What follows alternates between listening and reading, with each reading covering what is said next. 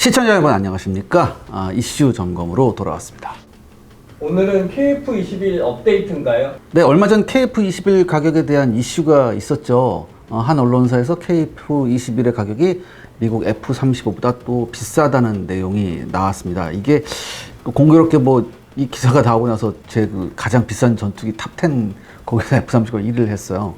제가 의도한 건 아니었는데, 아무튼 이 기사에서 정부 고위 소식통은요, 목표 가격은 800억 원 아래지만 예상 가격이 너무 높아 비상이 걸렸다며 개발과 양산 모든 과정을 점검해 가격 인하 요인을 찾고 있다고 언급했다고 합니다. 그런데요, 이 초기 양산량을 감안하면 급격한 인하 요인을 찾기가 쉽지 않다는 이런 내용도 나왔었어요. 더욱 문제는 미국 스텔스 전투기 F-35A의 가격이 가파르게 떨어진다고 했습니다. 처음에는 한 대당 1억 달러 이상이었지만 지난해 7천만 달러대에 안착했고 연내 6천만 달러대 진입이 확실시 된다는 이런 내용이었죠. 그래서요, 제가 여기에 대한 업체 입장을 들어봤습니다. 아울러 인도네시아의 현 상황에 대해서도 업체 관계자들과 인터뷰를 했습니다. 그럼 지금 시작하겠습니다.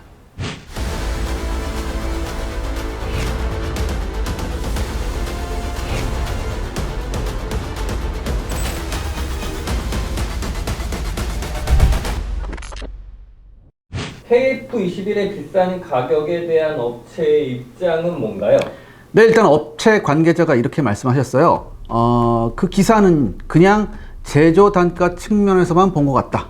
제조 단가만 가지고 기사를 쓰니까 너무 일방적인 내용으로 전달되었을 수 있다. 전문가적 입장에서 볼 때는 항공기 플랫폼 자체에 대한 가격도 있고 안에 들어가는 옵션들이 여러 가지가 있다. 그렇기 때문에 기본형에서부터 시작해서 거기에 옵션이 어떤 걸 추가하느냐에 따라서 가격이 또 천차만별이 된다. 이런 얘기를 다 하지 않은 것 같다라고 이렇게 말씀하셨습니다. 근데요, 중요한 것은요, 이 정도 내용이면 여러분 얼핏 듣기엔 굉장히 심각한 내용입니다. 미국제 5세대 전투기보다 우리가 개발한 4.5세대 전투기가 더 비싸다는 얘기니까. 그런데 아이러니하게도 이 기사의 내용을, 이 최초 기사의 내용을 받아서 쓴 기사가 단 한 개도 없었다는 거죠. 업체 측에서도 모니터링을 했대요. 근데 최초 기사를 받아서 쓰는 매체가 전혀 없었음을 강조했습니다. 그래서요, 제가 이렇게 여쭤봤습니다. 해당 언론사에서 혹시 업체한테 컨택을 했었냐고. 그러니까 자기들 쪽에는 전혀 연락 온 게 없었고 방사청 대변인실도 확인을 해봤지만 역시 방사청 쪽에도 연락 온 게 없었다고 합니다. 재미있는 것은요, 이 기사가 최초 지난 8월 13일에 보도가 됐다고 합니다. 그리고 바로 다음 날인 14일에 오전 월요일 정례 브리핑이 있었던 날이래요. 그런데 이 정례 브리핑 때 여러 언론사 기자들이 단 한 명도 여기에 대한 질문을 하지 않았다고 합니다. 여러분 보통 아시겠지만 그 단독 기사를 쓰게 되면요, 여러 통신사들이 사실관계를 확인해서 해당 기관의 입장을 반영한 기사를 씁니다. 그것도 보통 한두 시간 내에 이제 후속 기사를 쓰죠. 그런데 이 건만큼은 전혀 언급조차 없었다고 합니다. 또한 업체 측의 다른 언론에서 문의가 온 것도 없었다고 하네요. 왜 이랬는지는 우리 시청자들께서 판단하시기 바랍니다. 현재 KF21은요, 사업 타당성 평가가 지금 6월부터 시작돼서 11월까지 진행 중이라고 합니다. 지난 5월 15일에 잠정 전투 적합 판정이 났었죠. 그리고 이것은요, 최초 시험 평가에 대한 결과를 바탕으로 한 것입니다. 국방부 합창 방사청에서 논의를 해서 판정을 내렸고요. 후속 절차가 뭐냐면 바로 사업 타당성 평가라는 절차예요. 그걸 지금 밟고 있는 건데 이게 한 6개월 걸린대요. 그리고 이 사업 타당성 평가 결과가 나오면 양산 체제로 갈 수 있다는 근거가 되는 겁니다. 그리고 여기에 용역을 준 데가요, 한국국방연구원 카이다예요. 아마도 해당 언론사는 이 카이다에서 기본적인 소스를 좀 받은 것 같다는 그런 귀뜸을 제가 받았습니다. 사실 비슷한 기사가 여러분 이미 2019년에 한번 있었죠. 당시에도 F-35의 단가가 낮아져서 우리 KF-X, 그 당시에는 이제 KF-X였죠. 지금 KF-21인데 우리 KF-X의 수출 경쟁력이 약화될 것이라는 우려 섞인 기사가 있었어요. 그리고 해당 기사에는 이런 대목이 있었습니다. 문제는 일각에선 KF-X의 가격이 800억 원대에 달할 것으로 예상돼 F-35와 별 차이가 없을 것이라는 전망이 제기되고 있다는 점이다. 이에 대해 방위사업청 등 군 소식통들은 KF-X 가격이 800억 원대에 달할 것이라는 것은 근거가 없다며 F-35 가격이 더 하락한다 하더라도 KF-X가 F-35와 비슷하거나 비쌀 일은 없을 것이라고 밝혔다. 소식통들은 두 가지 점에서 KF-X가 F-35의 수출 경쟁력을 가질 수 있다고 말했다. 우선 KF-X의 본격 양산 및 수출이 이루어질 2026년에서 2030년 이후 시점에는 F-35 가격은 현재와 비슷하거나 높아질 가능성이 크다는 점이다. 군 소식통은 또 뭐라고 얘기했냐? F-35 양산 대수가 2020년대 말 이후 줄어들면 단가는 지금보다 높아질 가능성이 크다고 말했다. 이렇게 이제 언론 보도가 나왔습니다.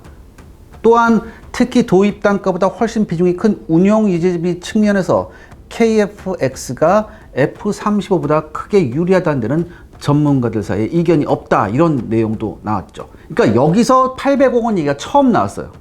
그리고 아마도 이번에 언급된 언론에서는 이 800억 원을 주시하고 있다가 카이다의 용역 보고서 내용 중에서 기체 가격이 800억 원을 넘자 바로 기사화한 것 같아요. 그러니까 기사는 뭐라고 했냐면 약 880억에서 890억 원이라고 나왔거든요. 근데 여러분 이 880억 혹은 890억 원요, 이 프로그램 단가가 모두 포함된 가격이에요. 즉 기체 개발, 그 다음에 여러 가지 이제 추가되는 장비의 옵션 이런 것 등등 모든 것이 프로그램 단가가 포함되어 있는 겁니다. 그리고 여러분 솔직히 제가 말씀드릴게요. 지금 A사 레이더가 들어가고 최첨단 센서가 들어간 이런 전투기가 800억 원대다. 여기서 880억 원대에서 10% 오버했다. 이렇게 해서 대서특필하는데 저는 이렇게 생각합니다. 여러분 제가 지금 방금 말씀드린 800원대 처음 나온 게 2019년이잖아요. 2019년 이후 2020년부터 무슨 일이 있었습니까? 코로나 팬데믹이 있었어요. 이 코로나 팬데믹 때문에 모든 제조업체에서 생산하는 물품의 가격이 다 올랐습니다. 더군다나 금리까지 올랐죠. 그렇기 때문에 여러분들 제 생각에 800억 원이 기준이었다면 여기서 여러 가지 팬데믹 사태 등등등을 고려했다 하더라도 10% 오버한 건데 이건 정말 전 선방이라고 봅니다. F-35가 진짜 KF-21보다 싸지는 건가요? 이건요 좀 세심하게 들여다볼 필요가 있는 얘기입니다. 먼저 7천만 달러에 안착했다는 얘기는 어디에서 나온 것일까? 제가 여기저기 찾아보니까 다음과 같은 내용이 있었습니다. 일단 2016년 7월 11일 F-35의 제조사인 로키드 마틴에 따르면요, F-35 적정 생산가를 위한 청사진은 2019년까지 기체 가격을 대당 8,500만 달러로 낮추는 목표를 갖고 생산비 절감 구상안들을 장려함으로써 대당 순환 가격을 낮추기 위한 정보업계 공동 노력이 있다고 밝혔다. 이런 얘기가 있었고요. 그리고 2019년 말 실제 F-35A의 대당 가격이 7,790만 달러, 한화로 942억 원으로 낮아진 것으로 나타나면서 F-35가 새삼 주목을 받았다는 그런 기사도 있었습니다. 그러니까 이게 로트 1, 그러니까 여러분 이게 로트란 게 뭐냐면은 1회 생산되는 특정 수의 제품 단위예요. 그러니까 첫 번째 한번 돌렸을 때 생산됐던 그 로트, F-35A 로트 1과 비교했을 때는 무려 70%의 비용 하락이 있었다. 이런 얘기가 있었죠. 그리고 또한 2021년 12월 31일에는요, 태국이 스텔스 기능이 있는 F-35 전투기 8대가량을 구매하는 방안을 추진한다. 이런 기사가 있었어요. 여기서 나파데 뚜빠떼미 태국 공군 참모총장은 미국 로키드 마틴사가 만든 F-35는 처음 나왔을 때 대당 1억 4,200만 달러, 약 하나 1,700억 원이었지만 현재는 8,200만 달러, 하나 약 970억 원으로 떨어진 만큼 지금이 구매 적기라고 언급하기도 했습니다.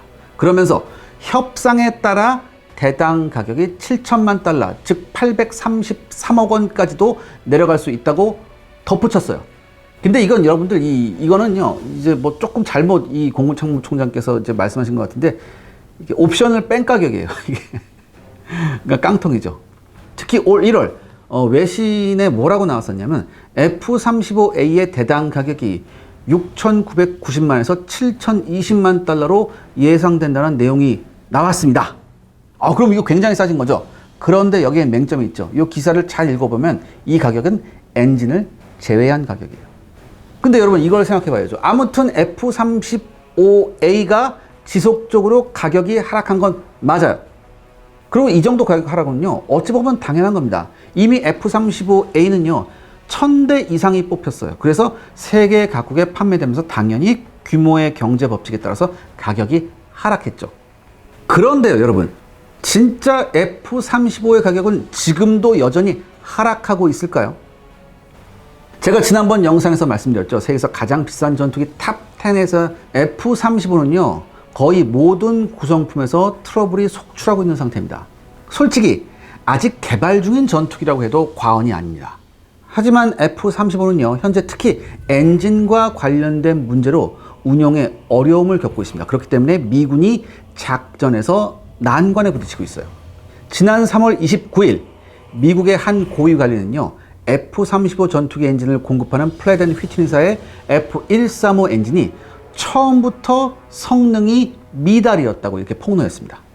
그러니까 여러분들, 이게 뭐냐면은, 이게 이 엔진을 써보니까 예상보다 훨씬 높은 고온에서 엔진을 지속적으로 작동시켜야 했었어요. 이렇게 되니까 엔진 트러블이 속출했고요. F-35의 전반적인 준비율을, 다시 말해서 가동률을 저하시키면서 유지 보수 비용을 크게 증가시키고 있다고 이렇게 언급했습니다.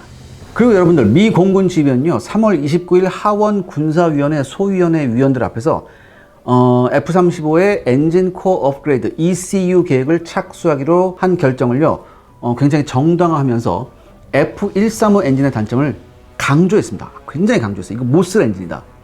특히 2년 전에는요, 이 엔진에서 엔진 터빈 블레이드의 열 보호 코팅이 예상보다 빨리 마모되는 그런 현상이 발생했습니다.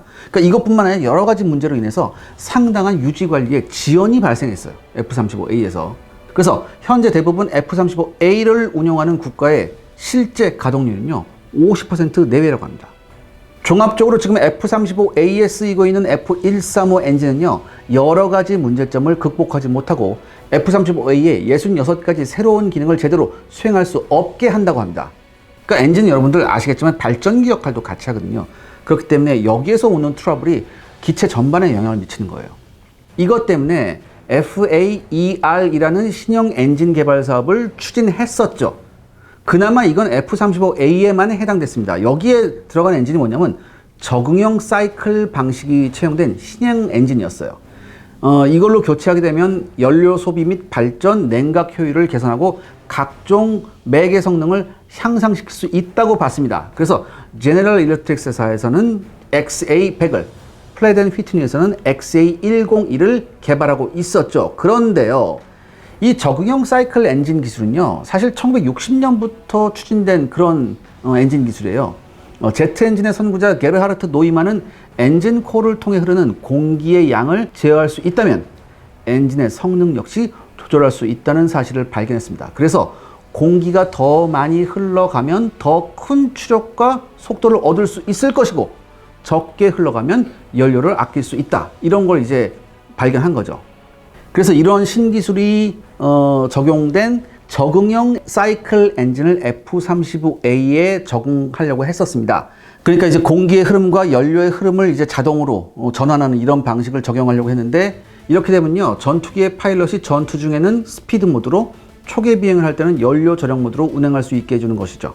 그러니까 이렇게 되면 이제 자동으로 이걸 다 해주니까 파일럿은 임무에만 신경 쓸 수 있도록 엔진은 자동적으로 관리하는 이런 최신의 방식이 이 적응형 사이클 엔진이에요. 근데 이건 F-35A에만 해당되는 거고, F-35B와 F-35C는 EEP, 즉 Enhanced Engine Package라고 해서 또 다른 업그레이드 사업을 진행 중이었어요. 그러니까 제가 지난번에 말씀드렸듯이 지금 F-35 엔진 때문에 사업비가 A, B, C 모델 3종으로 들어가는 거죠. 그런데 미 국방부의 2024년 회계연도 예산 제안에서 미 공군은요, 높은 예상 비용과 기술적 과제 때문에 F-35를 위한 새로운 엔진을 개발하자는 아이디어를 거부했습니다. 그리고 여러분들, 이 미 공군이 거부했음에도 불구하고 만약에 F-35A의 신형 엔진이 탑재된다면 어떻겠습니까? 이 판매했던 국가들의 엔진도 신형으로 바꿔야지만 그나마 F-35A의 제대로 된 성능이 나온다는 얘기예요. 이러면요, 여러분, 사실 추가 비용 답이 안 나옵니다. 그래서 미 공군이 결국에는 뭐예요? 신형 엔진의 적용을 포기해버린 거예요. 얘네도 답이 안 나오니까. 그래서 F-35B와 F-35C에 적용된 EEP 프로그램을요, F-35A까지 확대하기로 합니다. 그런데요, 현재 플랫 앤 휘트니에서는요, F-135 엔진 코어에 업그레이드한 내용, 이 EEP 내용을요, F-35A를 도입한 국가들한테 또 제시하고 있습니다. 한마디로 뭐예요? 기존 엔진에 문제가 있으니까 이거 업그레이드해. 그래야지 제 성능 나올걸? 이렇게 하고 있는 거예요. 그럼 여러분, 이거 공짜로 해줄까요? 아니에요. 당연히 뭡니까? 추가 비용 내야 됩니다. 이외에도 F-35A는요, 소프트웨어상 문제점도 계산하는데 비용이 엄청나게 들어가고 있습니다. 지금 현재도.